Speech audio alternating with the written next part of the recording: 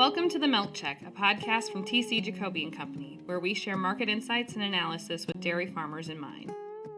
Welcome, everybody, to The Milk Check, a TC Jacoby & Company podcast. We have a really exciting episode today. We are going to be discussing the U.S. and European butter markets and how that's going to affect global butter supply, global butter demand, and obviously price. We are joined today by our good friends from Cefetra Dairy. We've got Martijn, Henk-Jan, and Velko from Cefetra Dairy. Really looking forward to this discussion. Joe, we're going to start with you. What's going on with the U.S. butter market? We just dropped in the last 2 months, 60, 70 cents. I feel like the bottom just dropped out. What's been driving this, and how's this going to play out going forward? Well, long story short, there's too much 80% salted sitting in inventories, both in traders' hands and in manufacturers' hands. There was a lot of product built earlier in the year when there was a great carry in the market, and when cream was plentiful. All of that product is coming back to the market because cream is still plentiful and manufacturers aren't needing it for microfixing. Demand has been good, but not great. But is it safe to say that even if we're having good butter demand in the U.S. right now, it doesn't compare to the increase in supply we're dealing with? Absolutely. We're so much higher year over year on fat component and milk production that we just physically can't consume as much butter as we're producing. Mike Brown, my question for you is this. We've come down from $3.50 2 years ago, $2.50 earlier this year. Now we're at $1.75. We've talked a lot about on this program how the genetics have dairy cows producing a lot more butterfat than they have in years past, and that's a trend that has really changed the supply side dynamic for butterfat in the U.S. At $1.75, does that trend change? The genetic trend, of course, won't change because it's permanent. People have been making decisions to improve fat content of milk for a long, long time. It's been emphasized because of the high value of fat. And so it's already built into not only the current dairy herd, but the animals that will be replacements over the next 2 or 3 years. On the feeding side, that's another story, but most folks I talk to say $1.50, $1.70 fat probably isn't going to make a lot of change in feeding and management on a dairy farm. You may see some of those higher expensive fat additives that are used to increase fat used a little less heavily, but the trend overall will be there. Will the rate of gain continue to be as high? I think is a good question, but I don't think the trend toward gain in fat is going to change, certainly in the next 2-3 years. So this is a question for both Mike and Gus. One of the rumors I've heard is that there have been some raw milk buyers out there who have been talking about putting caps on butterfat percentage in milk, or at least what they'll pay for. If that does happen, is that going to affect the increases in butterfat percentages in the milk? I haven't seen anything but your cheese make yield formula pay prices have some sort of discount for fat at those higher levels. That's the only thing that I've really noticed in the industry that's in some way penalizing that increased fat in milk production. Other than that, I'm not aware of anybody who's discounting fat in any other ways. What I've seen is consistent with what Gus has seen so far, but there's lots of things going on in the background. Federal order fat is priced off the grade A butter market, and that price is what it is. Most cheese plants can't begin to recover that value of fat, particularly if they're in the spot market with any extra cream or certainly with whey cream. So they've been losing money. I particularly seen out west where the added value for the extra fat has been decreased. There's plants looking at, should we be pricing it off what our whey cream is worth rather than the butter market? Because that's more what the value really is. The other thing you're seeing, I think, is even within formulas, should we be deflecting from fat a bit and putting more weight on protein? Because that's what we really need to make the cheese. Not necessarily lower the price, but try to send some signal to producers to focus more on protein. Because the focus has certainly been on fat with the high fat markets. Most of your cheese plants cannot recover that value, particularly when you get fat that's more than 130, 140% the price of cheese. When butter gets that high, it's a real money loser. Joe, one last question for you before we bring our friends from Cefetra into the conversation. Milk production's up. Percentage of butterfat in the milk is up. Looks like we're going to have even more butterfat next year than the excessive amount we had this year. What do you anticipate from this butter market over the next 3, 6, 9 months? Are we at the bottom now? Can we go lower? We probably need to go lower before we stabilize and rebound. I personally don't think that we see a 2 in front of the butter price before second half of 26. That's an answer I can live with. I think dairy farmers can live with it probably at this point too. They'd love to see a 2 in front of the butter market. Having said that, it's safe to say we're swimming in butter right now. We're swimming in butterfat on this side of the pond. Let's switch to the other side of the pond. We're seeing record high butter prices as recently as 9 months ago. What's happened since? What's going on right now in Europe when it comes to butter? I think what's happened here is that we were underwhelmed by the output of milk in general in the first half of the year, driven by the aftermath of some diseases that pushed prices up to record high levels, especially on the fat side. At some point in time, we saw the spread between EU and US butter widening. That also made us buy some US butter for import into Europe. And that coincided with production going up, driven by good margins, and cheese hampering a bit. That basically gave us our perfect storm. In the last 3 months, we lost about 2,000 euros of value per ton on the butter, which is huge. And this is still lingering on because just like in the US, we almost call it like a second peak in terms of output because some cows started calving later due to the blue tongue aftermath. So we definitely have more milk than in a normal season. This caught us a bit by surprise. That also means that now the liquids are trading below the commodity equivalent, which is also unusual for the time of year. I feel like we're in the perfect supply storm at the moment because it doesn't matter which region you look at, everything is looking absolutely perfect. And not even only from the milk side, but also from the bulk commodity side and vegetable commodities. That also doesn't help the sentiment, makes buyers wait, makes suppliers look for buyers because they also don't want to store it. Supply pressure is still here. We've stabilized a bit, but that's what happened basically. So if I'm hearing you correctly, in Europe right now, we're getting perfect weather.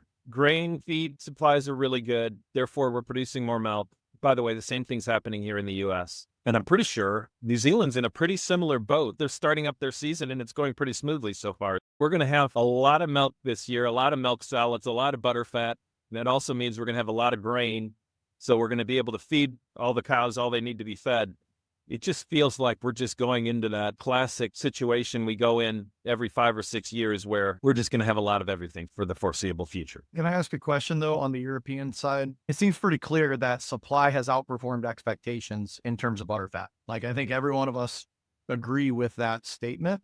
Different reasons out of the US than out of Europe, it seems. The US is structurally, genetically producing more. Europe got tight, did not expect ample supply growth in 2025 and is now being surprised with outperforming milk production expectations. From that standpoint, this is a excess supply driven issue. How much of the radical price change in Europe is also a slowdown in consumer demand because of how high the price got, or is that really not an issue? Demand is, I would say, not sufficient enough to absorb all the supply, and that's internal European market. What we also see in a little bit of a wider lens from a demand perspective is that a lot of the export clients we used to have for butter as European butter producing countries have switched to alternatives. You don't have enough demand within Europe. And additionally, your export business has dried up significantly because people have looked at alternatives when the prices were at record highs. Has the European per capita consumption of butterfat changed much in the past year or so? Historically, that's very consistent. Yeah, Has that changed much? it's stable, Josh. It's stable, but it is elastic. Across the board, you see prices have eased for cocoa, for milk, for all the ingredients, but the shelf prices still need to react. So how are these food processors going to go about that? Because they've been losing, because they've been absorbing those high prices in their books. Are they now going to keep the shelf prices high and get a bit of that loss back? Or are they going to adjust it immediately and spark demand? With the butter market, the biggest market in Europe is Germany. It's quite an elastic market. If people see package prices below €2, they're going to stock up. But the question is, what will retail do now? Retail recently negotiated at much lower prices at the market today, like 5.5. Will we see that on the shelves immediately? Or will we see it as volume promotions or something like that? That's going to be the answer to the question, how long will this take? That's my opinion. Right now, we're in an oversupply situation and we're feeling the price pressure. European demand is elastic, but relatively stable. And these price reductions over time will result in a return to normal consumption rates, right? So we're not seeing any decline there. The US market has matured quite a bit in its butterfat consumption. Overall, butterfat consumption through all products is still increasing year over year in the US, but maybe it's slowed down a little bit, but it's still increasing. What I'm worried might be covered up in the glut of supply of fat that we're dealing with is the fact that the rest of the world now seems to be increasing its per capita consumption of butterfat. And right now we're overwhelming the rest of the world with the excess out of Europe, the US, and that's forcing New Zealand to compete, of course. Are you seeing that in the global markets that you're selling to, Henk-Jan? Yes, but it's not only capped to US, Europe, and New Zealand per se. We're also seeing fat coming out of originations that were, I would say, a little bit less known, where a lot of effort has gone into approving those origins, using them in recipes, and that has been found quite successful. And because of that, it dilutes demand away from the more traditional butterfat producing regions. Yeah, the emerging markets is definitely taking market share away from the big three regions, especially in the further processing type manufacturing where the product's being made into another finished good. It doesn't need to have a specific color or visual appearance.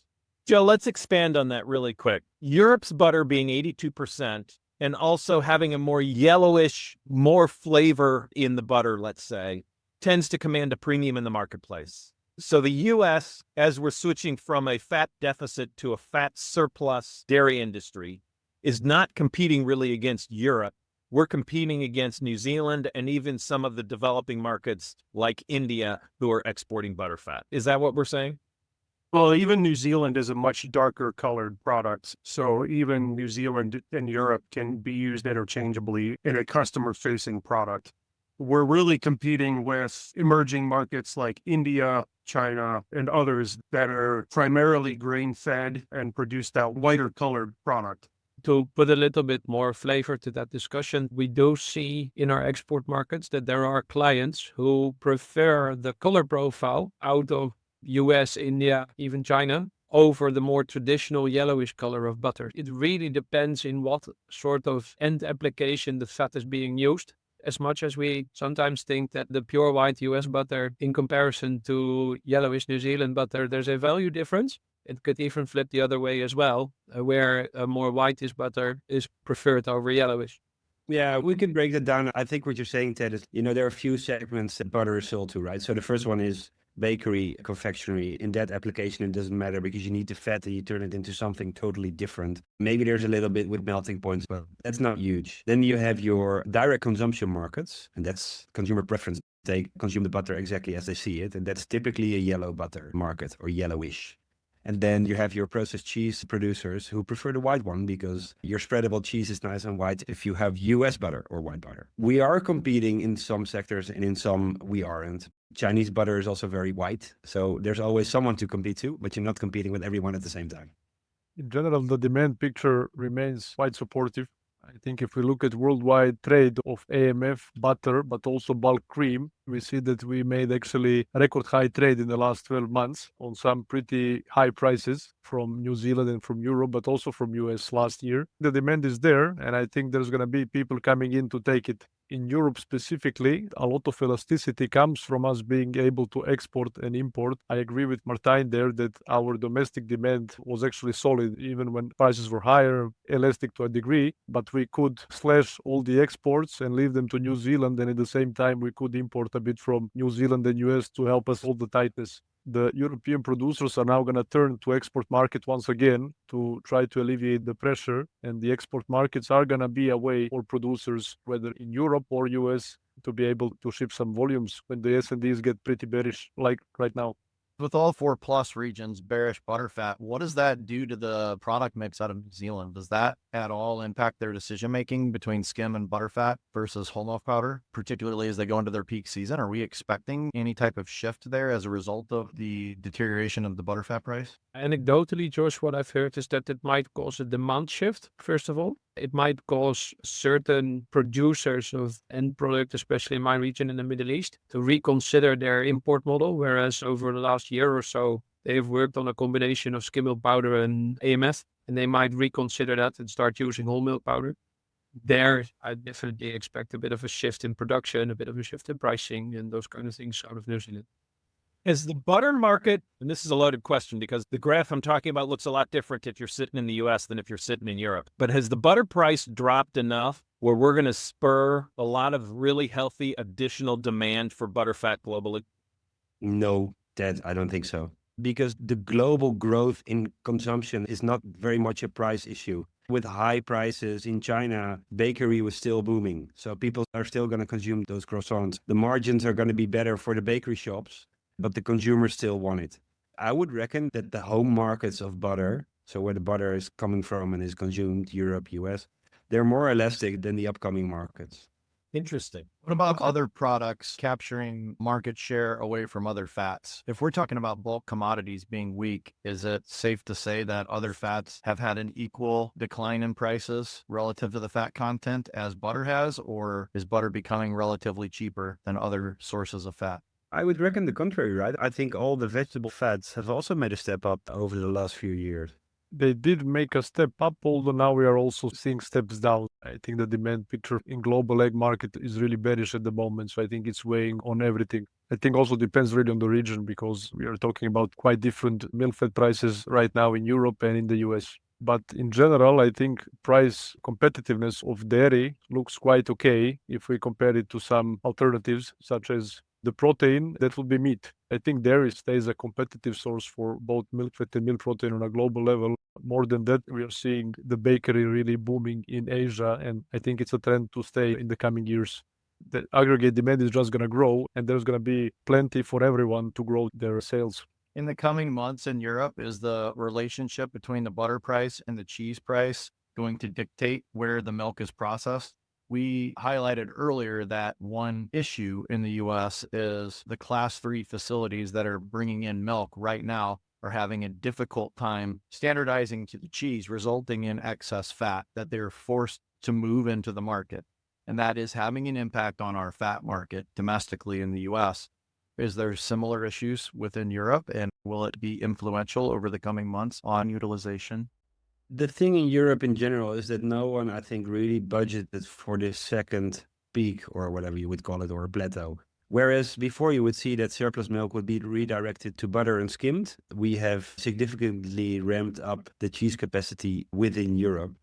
If you have a new factory and you have milk, you're going to redirect it to the new factory. But we now reach the point that the cheese is almost already too old. When it's delivered, there's definitely some stock building up. We're at the limits of this cheese market and what the market can take. More product is redirected again to skimmed butter. At the same time, if you have a drying tower or a butter churn, you're not totally filled up. So it's also an opportunity for powder dryers to pick up some cheap concentrate. The supply is still overwhelming because we're trading below the commodity equivalent. There's more supply of liquids than there is demand for the commodity that's produced out of it. If we're looking at too much butter fat coming from good quality milk growth across the entire world, we think demand for butter fat is good and growing, just not growing quickly enough to consume the amount of fat that we have. You have a couple options. Slow down your growth rate and wait for demand to catch up. Experience some type of disruptor to supply. That could always happen. Last year, disease was a big topic. Weather can always be a topic. Or you bring a price down to the point where you actually slow milk production. From both the US and the European side, current spot prices, which are lower than current pay prices to producers, right? The pay prices lag, I think, in both continents. Current spot prices, are producers profitable at the current spot price? Or are we starting to flirt with decreased margins or something that could either slow or reduce our milk production quantities as we look ahead into 26? If we are talking about the price of raw milk as a commodity, it's absolutely below the price where farmers are making money. Now, if we are talking about the payout prices, which, as you say, Josh, are lagging behind, then there's still a good margin for the farmers. I think in Europe, it's now the matter of how long are the producers willing to take a hit, because with the current S&P and butter prices, they're taking a hit, and at some point they need to transfer this to the farmers. Now, a key difference in the US and EU dairy at the moment is US is built to grow, while Europe is not. In Europe, most of the bearishness does not come from us like structurally oversupplying the market, but from a short-term surge in milk, which we are seeing, but we are still facing with structural problems that our herds are decreasing and we are not built to grow. I think in Europe, there is a likelihood that we will solve the S&D issue, the oversupply, which we had sooner than the US. We will have to see more milk price cuts for that to happen. But when it happens, with the herds which are still losing, I think we might see an abrupt change from adding a lot of milk year on year to suddenly losing it. Do you have any idea how long it'll take to get there? I don't think we are there yet. I'm not calling it a bottom yet. Producers also earned quite some good money last year, and in the first half of this year, I think they can take a bit more hits.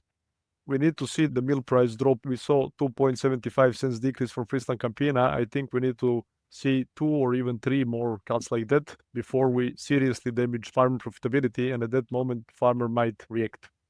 Then I guess, Velko, from a seasonal perspective, you're past the point that you're gonna adjust your herd for the flush, right? If it takes another 2 to 3 months, you have your cows set up. So then you're gonna work your way through the flush before you do anything drastic, because anything else then that would be waste of capital. It sounds like both in Europe and in the US, by the time you start getting an appropriate reaction by the dairy producers, you're going to be past the spring. And that means we're just going to have a lot of milk for most of 2026. And it won't be till 2027 where we see an adjustment. That's true. The farmer needs to make the decision how many cows to keep for the new season. I also think that when the incentive is gone to squeeze more out of the cow, they will stop squeezing, because the amount that they are squeezing right now in Europe is incredible. That's a good point. So there's also your delta on components, right? With profitability diminishing, you're probably not going to do your best job there, although people are hedging their inputs now, and that's also looking very bright. So that's also already set up for profit. Seems to me like we're in a game of chicken. Who can wait longer between the US and Europe? My question is, the European model still has quite a bit smaller dairies than the US model, as I understand it. And I also have the belief, just in conversations with different people, that whereas Mike mentioned earlier that the US will not likely turn down the way we feed and the growth that we're seeing in our butterfat, that Europe is a little bit more sensitive to that. And if the butter price is lower, changes to the diet for the dairy cow can be made relatively quickly. Is that a true statement? The main difference is that in the US, it's much more common to hedge your input and your output. If you would do that today for the coming season, you're set up well. Whereas, like you said, because we have a lot of smaller farmers, the average size of a farm is much smaller, people leave it floating. And if something changes, you'll see more acute or abrupt reactions compared to when you're hedged further out. Yeah, maybe the milk prices here move relatively slower than in the US, but the margins might move quicker because they're still exposed. It's not managed. On the US side, with current spot prices, is the dairyman profitable? It's how quick the response is. I'm here at World Dairy Expo. Everyone says our revenue from the beef stream is $3 higher than it was 4 years ago, and that's what's saving everybody's necks at the moment. Lots of talk with your big commercial herds. They can get a delivered milk price that is north of $16, $17. They're doing great. They haven't felt them yet in their milk checks because a lot of this price declined the last couple months, and it takes a while to get through the system. But I think for the most part, at current spot markets, yeah, I think they are still profitable, particularly on the class 3 side because the whey value is so high. So that's putting a big kick on that class 3 price. So I would say they are, but we get butter below $1.50, and if we get cheese hovering down 150, 160, then maybe it's a little different. But I don't see a massive exit. The other thing is we've had a lot of growth in capacity in plants. We have producers that are committed to fill those plants, and those projects are going to continue. Will we see some decrease on the margin? Possibly. In the dairy genetics business, semen sales and beef remains the strongest it's ever been in salt for dairy cows. They have herds anywhere from 20 to 70% using beef bulls on their cows, depending what the replacement needs are. If they're growing, as you can imagine, they're slower, and these are the big, well-managed herds. So I don't really think there'll be an immediate response on profitability. I think they're still okay, but we don't know what the floor is. If we all knew what the floor is, we'd be very wealthy, but we don't. So I think it's a little hard to say, Josh, but I think right now, yeah, they're cash flowing fine. Smaller ones are starting to struggle. They haven't been sophisticated in their beef marketing and planning, perhaps as the large guys have been. But in general, the bulk of our milk supply, I think, is still pretty well positioned to do okay. Big exception is perhaps the Pacific Northwest. Other than that, I think people are doing okay. Are the dairy farmers in Europe breeding the beef? And is the beef prices high? Is that dynamic going on in Europe like it is in the US? Absolutely, yes. We are also seeing in Europe record high beef prices. It is adding to the profitability of the dairy farmers because they can get more from the meat. It's a nice extra stream flow to keep the cash flow going. I just can't help but feel like we've got a dynamic right now where we've got to go to a pretty low price point to cause a supply side reaction, and it might be lower than anybody's willing to come to terms with at the moment. Let's keep in mind on almost every product too, we've increased or are increasing production capacity in the United States at a time where the markets are falling rapidly. Yeah, and it sounds like the same thing's going on in Europe too. They just added cheese capacity there as well, correct? Correct. But that's mostly driven by the desire of producing high protein. Yes, to some extent, because that makes you win when it comes to streams return. But you're only going to build cheese plants if you know you have the demand for it. But yeah, if everyone's doing the same thing, then you might overshoot a bit. I think that's what we're seeing right now. If you have a new origin, you also need to find customers to get it approved. Maybe one thing to add, if you look at global commodities, and here we look a lot at weather and harvest, it's looking absolutely perfect with all lights on green. The more macro commodity outlook also sometimes influences our little dairy world a bit, right? Going back to demand, the confectionery industry was awful last year, right? Driven by the issues with chocolate. Yet we're still talking about consumption of fat being pretty good. We've just responded with great production. Where could we be missing pockets of demand growth on the fat side? Like confectionery, how's that doing? Is that an opportunity to consume more dairy fat as we go into 2026 with lower prices? Where can we capture fat business as a substitute from non-dairy sources? Is there anything we're missing in terms of demand growth for butterfat at lower prices? In confectionery, I think that the demand shrinks for next year. I think that they overestimated for this year's, and they're going to be carrying supply into next year.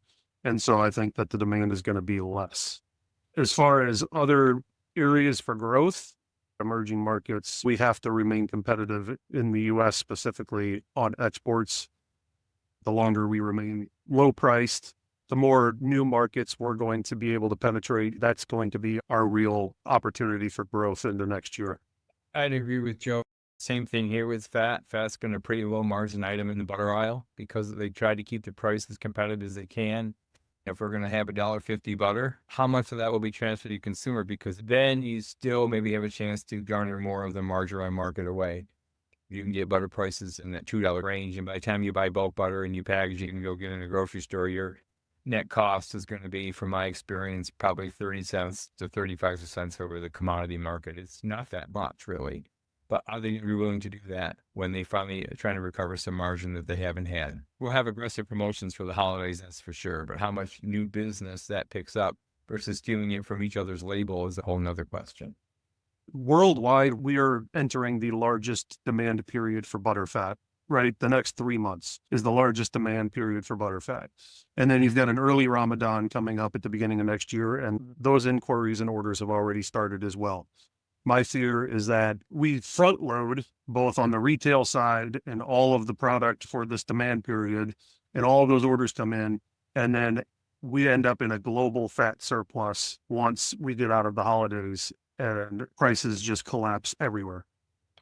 From my experience, supermarkets, demand for butter is double fourth quarter than it is any other quarter. I mean, it's huge.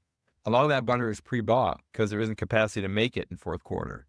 So even though the cash market may be significantly lower, the cost of goods isn't necessarily that low. It takes time for that to work down into retail. So maybe we're going to have great butter sales in February because by then their inventory will be at a lower cost. But right now they're blending the current market with pretty high priced butter. That's an interesting point, right? You have the retail lag. When the raw material prices reach the shelves, it's like there's a lag of 3 to 6 months, something like that. We're also discussing like it'll take at least 3 to 6 months for farmers to feel anything in terms of output, and then probably another 3 months before they really react. Those 2 points where the goods have become cheap enough that customers are going to buy more, but at the same time, the farmers are going to slow down because they're not making money anymore. Those 2 points, they might be very nicely overlapping at some point, and that'll turn everything around, I think. In my opinion, you're talking post-summer 26. Yeah, minimum second half of 26 before we really start to see that. Guys, is there any hidden demand in fat-filled powders? If the butter price gets low enough, could you see some of that fat-filled powder business to Africa switch over? No, it's direct-to-consumer product, so people have gotten used to specific taste and profile of fat-filled. I understand. This has been a fantastic conversation. Martijn, Hengzhen, Velko, thank you so much for joining us today. We welcome your participation in the Milk Check. If you have comments to share or questions you want answered, send an email to podcast@jacoby.com. Our theme music is composed and performed by Phil Kagi. The Milk Check is a production of TC Jacoby & Company.